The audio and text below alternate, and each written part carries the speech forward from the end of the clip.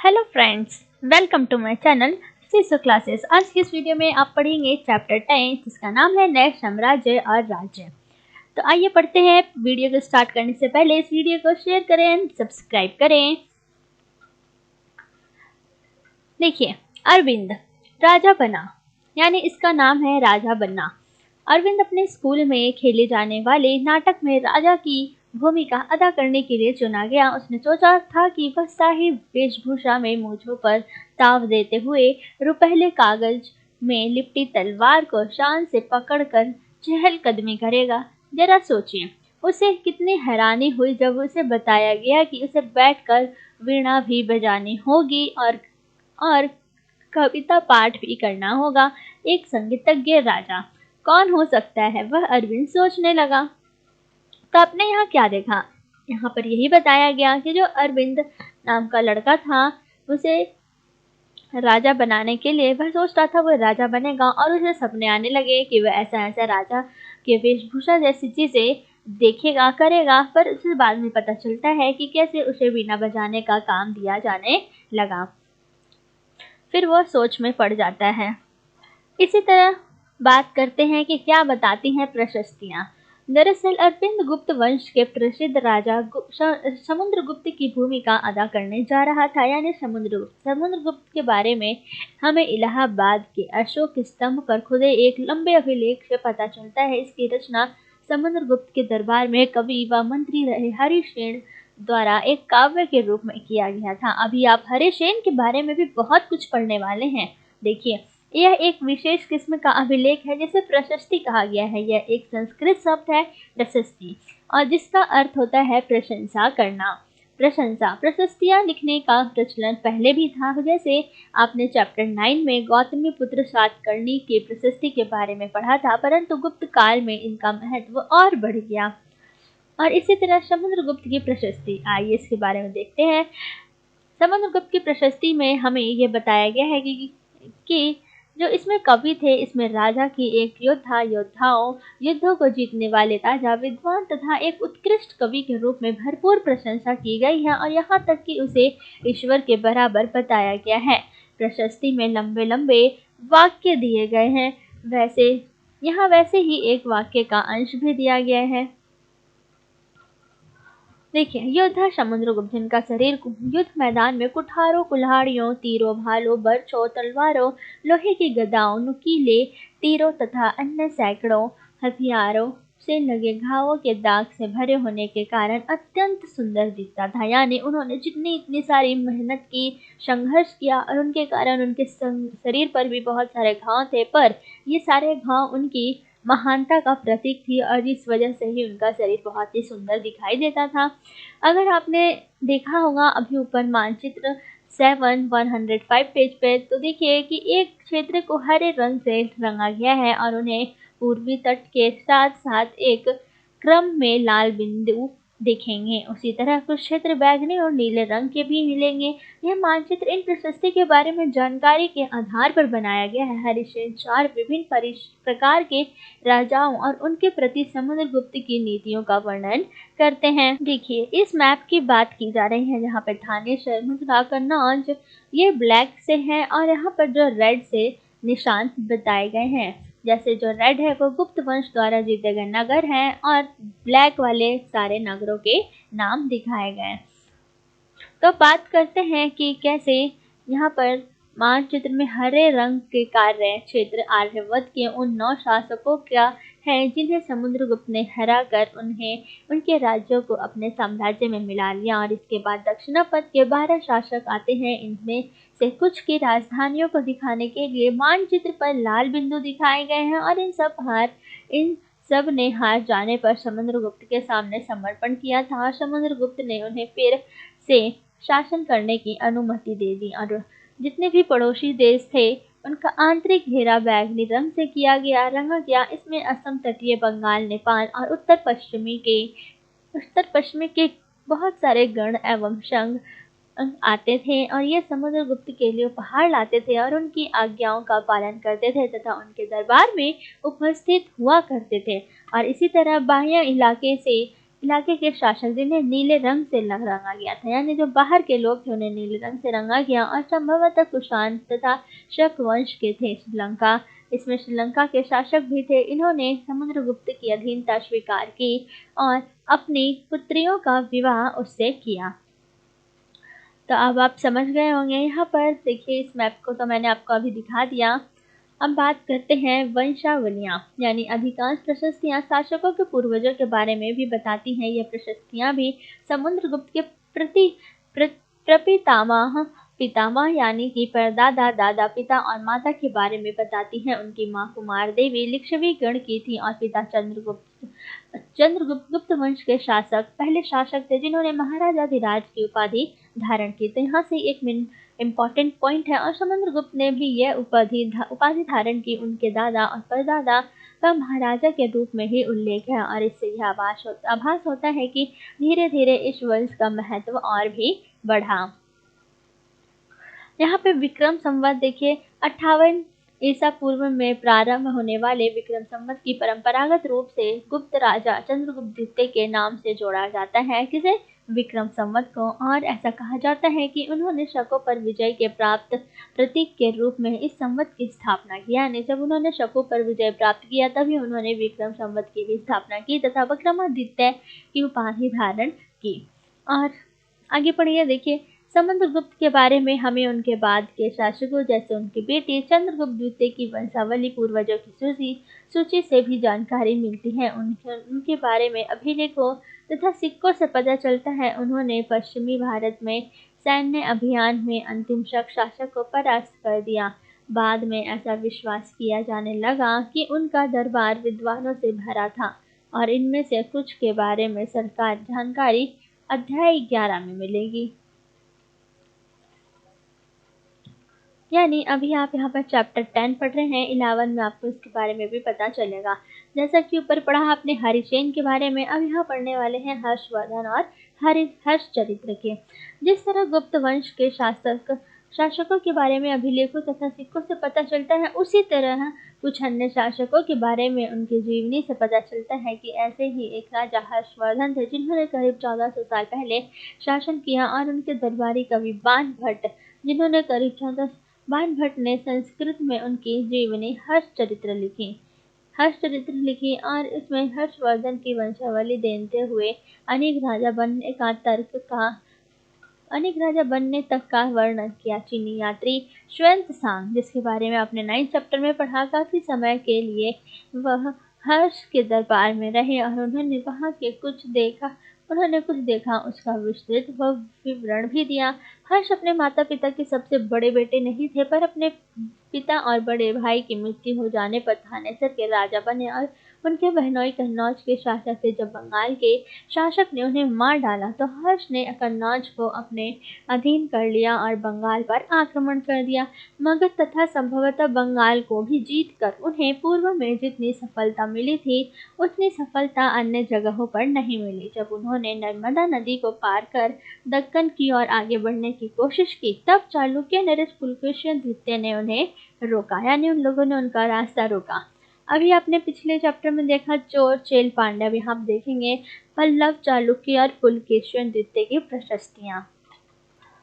इस काल में पल्लव और चालुक्य दक्षिण भारत के सबसे महत्वपूर्ण राजवंश है। यानी अगर दक्षिण की बात करें तो यहाँ पर ये बहुत ही महत्वपूर्ण राजवंश है, और पल्लवों का राज्य उनकी राजधानी कांचीपुरम के आसपास के क्षेत्रों से लेकर कावेरी नदी के डेल्टा तक फैला था, जबकि चालुक्यों का राज्य कृष्णा और तुंगभद्रा नदियों के बीच में स्थित था।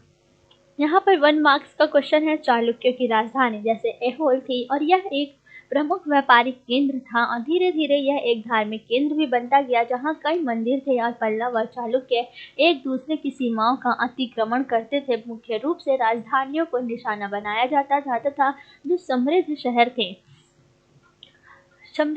उन्हें निशाना बनाया जाता। और पुलकेशिन द्वितीय सबसे प्रसिद्ध चालुक्य राजा थे।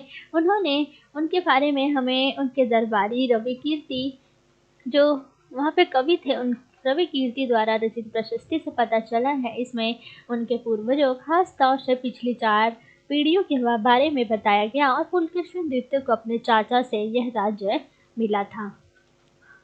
रवि कीर्ति के अनुसार उन्होंने पूर्व तथा पश्चिम दोनों समुद्र तटीय इलाकों में अपने अभियान चलाए और इसके अतिरिक्त उन्होंने हर्ष को भी आगे बढ़ने से रोका। हर्ष का अर्थ आनंद होता है। कवि का कहना है कि इस पराजय के बाद हर्ष अब हर्ष नहीं रहा, बल्कि पुलकेशिन द्वितीय ने पल्लव राजा के ऊपर भी आक्रमण किया और जिसे कांचीपुरम की दीवार के पीछे शरण लेनी पड़ी। पर चालुक्य की विजय अल्पकालीन थी, यानी बहुत ही कम समय की थी और लड़ाई से दोनों वंश दुर्लभ होते गए और पल्लवों और चालुक्यों को अंततः राष्ट्रकूट तथा चोल वंशों ने समाप्त कर दिया। और इन राज्यों का प्रशासन कैसे चलता था? अब तो आपने अभी बात की राजाओं के बारे में कि कौन कैसे क्या कर रहा था। अब इसमें प्रशासन, इन्होंने आखिर प्रशासन चलाया कैसे? तो पहले के राजाओं की तरह इन राजाओं के लिए भूमि कर सबसे महत्वपूर्ण बना रहा, यानी जब शुरू से ही आप देखते रहे हैं टैक्स कर, तो यहाँ पर भी भूमि के टैक्स लिए जाना एक महत्वपूर्ण कार्य था। और प्रशासन की प्राथमिक इकाई गांव होते थे, लेकिन धीरे धीरे कई बहुत से नए बदलाव आए। राजाओं ने आर्थिक, सामाजिक, राजनीतिक या सैन्य शक्ति रखने वाले लोगों का समर्थन जुटाने के लिए कई कदम उठाए। उदाहरण के तौर पर कुछ महत्वपूर्ण प्रशासकीय पद आनुवंशिक बन गए। यहाँ पर कुछ उदाहरण है, जैसे कुछ महत्वपूर्ण प्रशासकीय एवं पद आनुवंशिक बन गए और अर्थात बेटे अपने पिता का पद पाते थे। जैसे कवि हरिसेन अपने पिता की तरह महादंड नायक अर्थात मुख्य न्याय अधिकारी थे। और ऐसा भी होता था कि एक ही व्यक्ति कई पदों पर कार्य करता था। जैसे कि हरिसेन एक महादंड नायक होने के साथ साथ यहाँ पर मात्य अर्थात एक महत्वपूर्ण मंत्री तथा एक संधि विग्राहिक अर्थात युद्ध और शांति के विषयों का भी मंत्री होता था। संभवतः वहाँ के स्थानीय शासन प्रशासन में प्रमुख व्यक्तियों का बहुत बोलबाला होता था और इसमें नगर श्रेष्ठ यानी मुख्य बैंकर या शहर का व्यापारी इसार्थवा यानी व्यापारियों के काफिलों का नेता प्रथम कुलीक अर्थात मुख्य शिल्पकार तथा कायस्थों यानी लिपिकों के प्रधान जैसे लोग होते थे। इस तरह की नीतियां कुछ हद तक प्रभावशाली होती थी, पर समय के साथ साथ इनमें से कुछ व्यक्ति इतने अधिक शक्तिशाली हो जाते थे कि अपना स्वतंत्र राज्य स्थापित कर लेते थे। तो आपको यहाँ तक समझ में आ गया होगा कि कैसे इन्होंने अपना यहाँ पर प्रशासन चलाया। अब बात करते हैं एक नए प्रकार की सेना। तो इन सेनाओं में क्या है? कुछ राजा अभी भी जितने राजा जो पहले के राजा थे उनकी तरह ही एक सुसंगठित सेना रखते थे और जिसमें हाथी, रथ, घुड़सवार और पैदल सिपाही होते थे। पर इनके साथ साथ कुछ सेना नायक भी होते थे जो आवश्यकता पड़ने पर राजा को सैनिक सहायता दिया करते थे और इन सेना नायकों को कोई नियमित वेतन नहीं दिया जाता था। बदले में इनसे कुछ को भूमि दान दिया जाता था। तो दी गई भूमि से ये कर वसूलते थे, जिससे वे सेना तथा घोड़ों की देखभाल करते थे। साथ ही वे इस युद्ध के लिए हथियार जुटाते थे और इस तरह के व्यक्ति सामंत कहलाते थे। यानी आपको सामंत का डेफिनेशन अगर आप समझे तो यहाँ पर सामंत एक जो मदद कर रहे हैं, यानी जहाँ कहीं भी शासक दुर्लभ होते थे वे सामंत स्वतंत्र होने की कोशिश किया करते थे। अब बात करते हैं दक्षिण के राज्यों में सभाएं। यानी दक्षिण में अभी तक आपने दक्षिण के बारे में पढ़ रहे हैं, तो वहाँ पर सभाएं, प्रशासन पढ़ा आपने। अब देखेंगे अब वहाँ पर सभाएं कैसी होती थी। तो पल्लवों के अभिलेखों में कई स्थानीय सभाओं की चर्चा की गई है। इनमें से एक था ब्राह्मण भूस्वामियों का संगठन, जिसे सभा कहते हैं। और वे सभाएं उप समितियों के जरिए सिंचाई, खेती-बाड़ी से जुड़े विभिन्न काम, सड़क निर्माण, स्थानीय मंदिरों की देखरेख आदि का काम करती थी। जिन इलाकों के भूस्वामी ब्राह्मण नहीं होते थे वहाँ उर नामक ग्राम सभा के होने की बात कही गई और नगरम व्यापारियों के संगठन का नाम था। अगर क्वेश्चन आता है कि नगरम शब्द सब क्या समझते हैं, तो ये एक व्यापारियों का संगठन होता था और संभवतः इन सभाओं पर धनी एवं शक्तिशाली भूस्वामी और व्यापारियों का नियंत्रण हुआ करता था। और इनमें से बहुत सी स्थानीय सभाएं शताब्दियों तक काम करती रही। अब देखिए उस समय के आम लोग। तो आम लोग का कहने का मतलब है जो सामान्य जनता, जनसाधारण के जीवन की थोड़ी बहुत झलक हमें नाटकों तथा कुछ अन्य स्रोतों से मिलती है। चलो आइए इसके बारे में देखें। कालिदास अपने नाटकों में राज दरबार के जीवन के चित्रण के लिए प्रसिद्ध है। इन नाटकों में एक रोचक बात यह है कि राजा और अधिकांश ब्राह्मणों को संस्कृत बोलते हुए दिखाया गया है, जबकि अन्य लोग तथा महिलाएं प्राकृत बोलते हुए दिखाए गए। उनका सबसे प्रसिद्ध नाटक अभियान शाकुंतलम दुष्यंत नामक एक राजा और शकुंतला नाम की एक युवती की प्रेम कहानी है। इस नाटक में एक गरीब मछुआरे के साथ राज कर्मचारियों के दुर्व्यवहार की बात की गई है।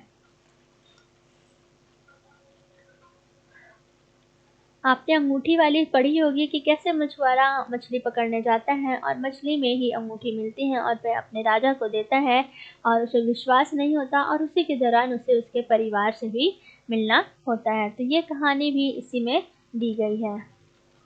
चीनी तीर्थयात्री, आपने पढ़ा पिछले चैप्टर में स्वान और फाशियन के बारे में, तो यहाँ भी आप देखेंगे फाशियन का ध्यान उन लोगों की दुर्गति पर भी गया जिन्हें ऊंचे और शक्तिशाली लोग अछूते मानते थे और इन्हें शहरों के बाहर रहना पड़ता था।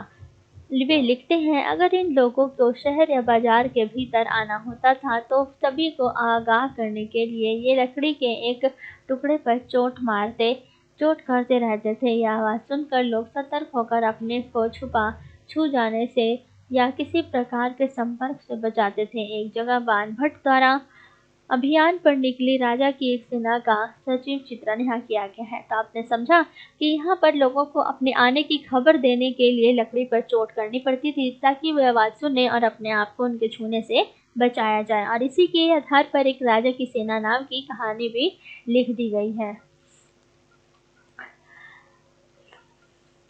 आइए बात करते हैं अन्यत्र। अन्यत्र में बताया गया है कि मरुभूमि होते हुए भी सदियों से अरब यातायात का एक बड़ा केंद्र था। बात की गई है अरब की। दरअसल अरब व्यापारी तथा नाविकों ने भारत और यूरोप के बीच समुद्री व्यापार बढ़ाने में एक महत्वपूर्ण भूमिका निभाई। अरब में रहने वाले अन्य लोगों में बेउद्दीन थे जो घुमक्कड़ कबीले होते थे और ये मुख्य रूप से ऊँटों पर आश्रित होते थे, क्योंकि यह एक ऐसा मजबूत जानवर है जो मरुभूमि में भी स्वस्थ रह सकता है। लगभग 1400 साल पहले पैगंबर मोहम्मद ने अरब में इस्लाम नामक एक नए धर्म की शुरुआत की और ईसाई धर्म की तरह इस्लाम ने भी अल्लाह को सर्वोपरि माना और उनके बाद सभी को सम्मान माना गया है। जहाँ इस्लाम धर्म के पवित्र ग्रंथ कुरान का एक अंश दिया गया है।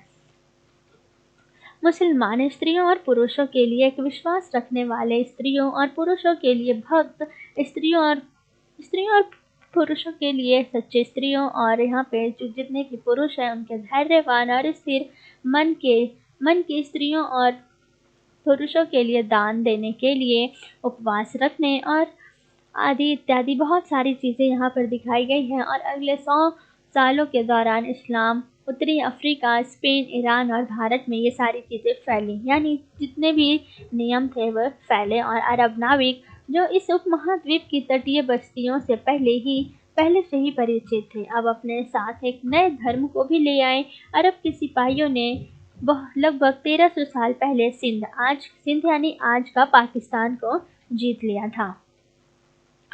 तो यहाँ पे अरब के बारे में आपको पूरा बताया गया कि अरब में रहने वाले लोगों को क्या कहा जाता था, वे कैसे किन लोगों के ऊपर आश्रित थे, और ऊँटों के ऊपर आश्रित होना एक मुख्य बात यहाँ पर माना गया है।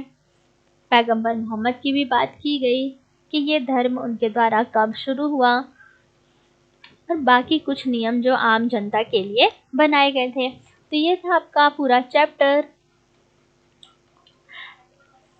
इस चैप्टर में आपको अगर कुछ भी दिक्कत लग रही है तो आप इसको कमेंट बॉक्स में पूछ सकते हैं, अगर कहीं पे कुछ ना समझ में आया हो या कुछ बोलने में मिस्टेक हो गई हो। Thanks for watching this video and we will meet in next video. Stay safe and stay happy, and don't forget to subscribe and share this video.